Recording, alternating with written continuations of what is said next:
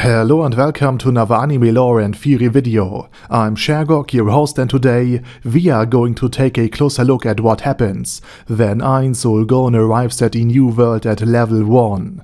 And in this third part, he finally receives some human contact. But before we're going to take a closer look at any of this, let me quickly thank my patrons for supporting this channel. And say thanks to all users of the YouTube thanks function for making one-time donations. Also, please watch the 2 previous parts, because without them, this video won't make a whole lot of sense. And with that said, let's take a look at the topic at hand. After Ainz, along with his dozens of undead followers, arrived in the heart of the Cuts Plain, the loot he plundered from the city of Irantel was counted, catalogued, and the best items became part of Ainz Ooal Gown's own equipment.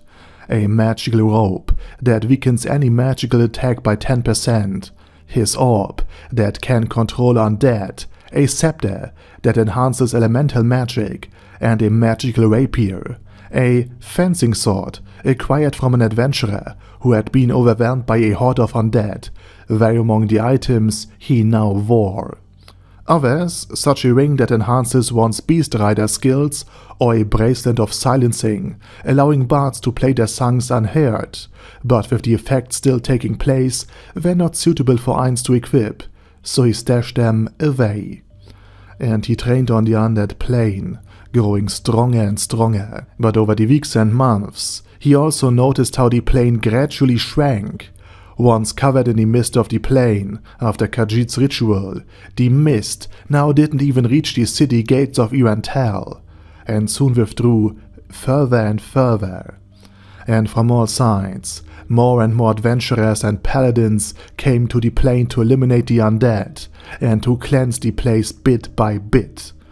Ainz only had a vague idea about the world of the living, and that they were fighting back had to do something.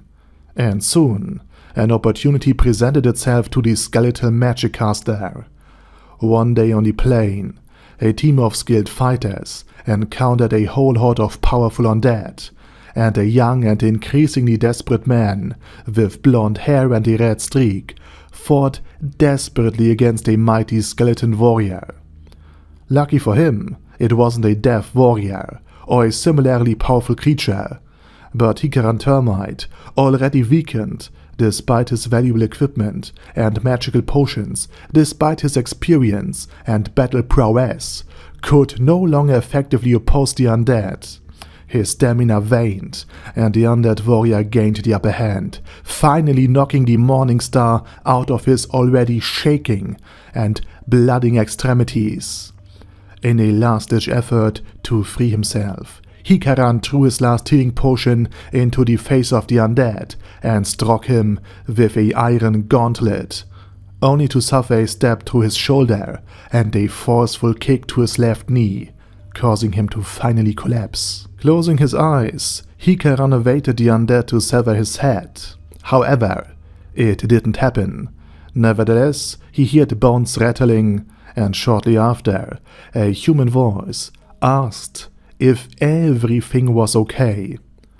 Hekaran breathed a sigh of relief, blood streaming from his wounds. He nonetheless was finally saved.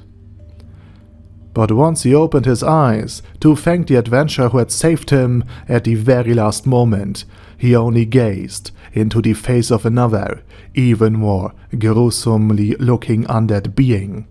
However, this undead extended a hand to help him up, much to Hekaran's shock. With as much power as his damaged leg and injured shoulder allowed, he recoiled in horror, witnessing a tall undead in magnificent robes, holding a healing potion in one hand and still extending the other in order to assist him. Something was off, but reluctantly, due to his condition, he accepted the offer, only to find himself engaged in a conversation very quickly. The undead, much to his surprise, insisted that he doesn't harbor hatred for the living, but rather desires to continue existing in the society of the living in disguise. He promised to compensate the still doubtful Hekaran generously for his services. And finally, without waiting for Hekaran's response, Ainz used the healing potion to close his wounds and stabilize him. the task of finding a safe location for the undead caster, and meanwhile supplying him with additional magical artifacts, scrolls, and staffs, made Hekaran deeply suspicious. However, the money he offered was too tempting, and the treasures that the undead hoarded were too valuable to decline this deal. As he was led past whole wagon loads of plunder, he was finally told the way to his teammates. Moreover, his comrade Arsche desperately needed money, and both Yemina and Robert managed to convince Hekaran to accept the deal, or flee if the deal turned out to be not as good as he expected. But to his surprise, the undead held his word, again and again, and therefore in a ratio of 2-to-1, Ainz traded swords for wands, healing potions for mana replenishing potions, and for 100 weapons and 100 gold coins, they handed over a stillet that piqued Ainz Ooal Gown's interest, as it could absorb and release fire magic at will, a valuable artifact for someone who trains by taking out the undead.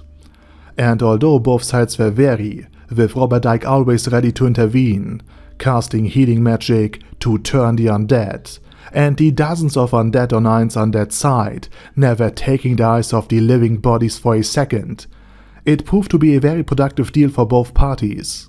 However, all good things must come to an end, and Ainz, who not only acquired dozens of pieces of equipment, but also gained insight into the world, nations, and events beyond the ever-shrinking plane, was grateful for every bit of knowledge.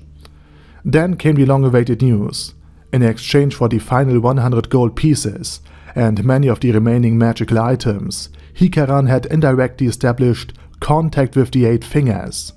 And Zero, the leader of the security apparatus, had a job for Ainz in the Six Arms, as another position would soon be vacant, and thus Ainz was smuggled into the city of Irantel, which had been painstakingly reclaimed from the undead by the theocracy and now handed over to the Empire. Ainz didn't recognize the city anymore. The gloomy atmosphere of the undead plane was gone, and the streets were filled with joy and life. Hekaran had mentioned the optimism of the people in the Empire, and now since Jurknif ruled over Irantel, after Slayn had cleansed the city, it was indeed a very lively and wealthy place. Something unthinkable in his old life, for multiple reasons. However, Ainz was still very surprised by how well the city seemed to have recovered so shortly after such a big catastrophe, because not long ago undead skeletal dragons had fought the Sunlight Scripture in this very place. And while Ainz thought about all of this, Arsche had led him into a back room of a local tavern, and then the group parted ways, and in walked a musculous man covered in tattoos. And with that said, I will end this video. Next time we will see how Ainz Ooal Gown fits into the Six Arms, and what he has to do for his initiation rite. And now it's your turn. What do you think about my little story, about what Ainz Ooal Gown would do if he came to the new world at level 1? Let me know it down in the comment section. And while you type, I say thank you very much for watching and have a nice day. Order Daddy Order, ASK, Bad Guy Ye, Bad Burrito 316, Beezer, Ben C, Brandon D, Chrissy, Crowley 0221, Sia, Crystal Prime, Dead Slime, Death is Mercy, Deathless Dragonlord, Demon Xenomorph 1987, Devin Downen, Ding Dong, Dragonlord Placido Saxophone, Duckwagon, Dunkler Krieger, Dystopia II, Enigmatic Unicorn, Feralshivan, Guy with That Hat, Hector Marino, Hoss, Huster, Jacob G, Jana B, Jason, J. Morris, Chromius, Kyle R, Lee K. Long, Legendarius, Lelouch Britannia with a Mustache, Lexus Fox, Lord Nishikian Rai, Lord Touch Me, Loftrazor, Merovec, Mr. Shoes, Mr. Tweaker, Michael R, Michael Y, Nope, oh hell no, Normal Toad, Oh Kill, Overlord General Gasper, Paddy Pantum, Personage, Primus 11, Rhinomere, Cune Caracos P, Shergox's Daddy, Shadow Lightning Wolf, Shrine Keeper, Sir Axolotl, Super Tier Magic Batista Bomb, Supreme Cheese, Staris, Ted, Texas Deer, The Orc Warboss, Rocket Smasher, T.E. Wang, Vash Hawkeye, Vegito27, Venture Fanatic, Wilhelm, Xenokai, and Zonagon. Thanks guys. Anyway, have a nice day, and I hope to see you all again soon on my next video.